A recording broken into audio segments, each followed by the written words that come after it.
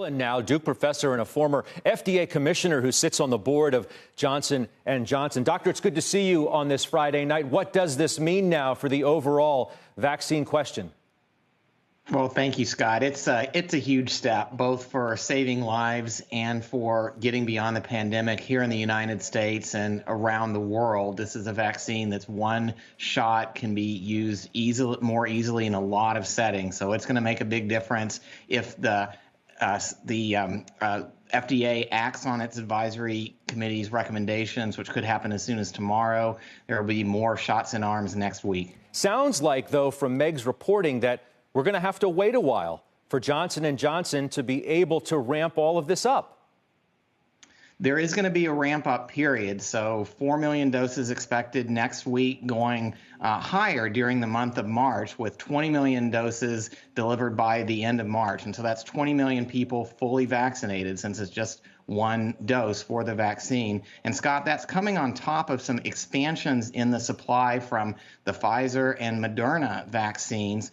They're expecting close to 100 million doses. That, it's a 2-dose vaccine, but that altogether means that we could get to as many as 100 million people or more vaccinated by the end of March here in the United States. That's going to take really ramping up our ability to get the vaccines into people's arms throughout the country, much higher level than we've done so far, but a big step forward on addressing the pandemic. It, of course, is one thing to be able to ramp up production. It's a whole nother to get people to actually take the vaccine. Are we doing enough on that end?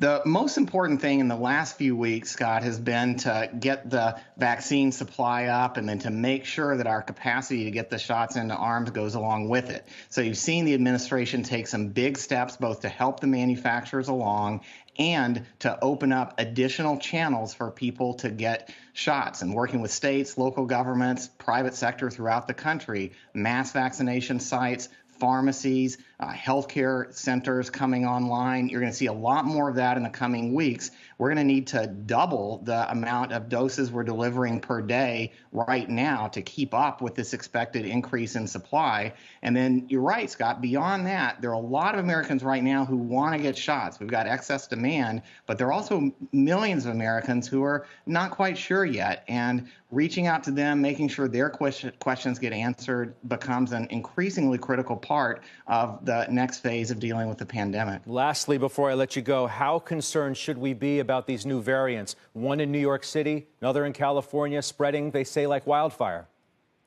We should be concerned, as the CDC director mentioned, that could be a factor that's contributing to this leveling off of cases. They're way down from where they were before, still quite high. The good news is the vaccines seem to provide some really strong protection against the variants. The best way to contain the variants is for as many people to get vaccinated as quickly as possible. Shepard Smith here. Thanks for watching CNBC on YouTube.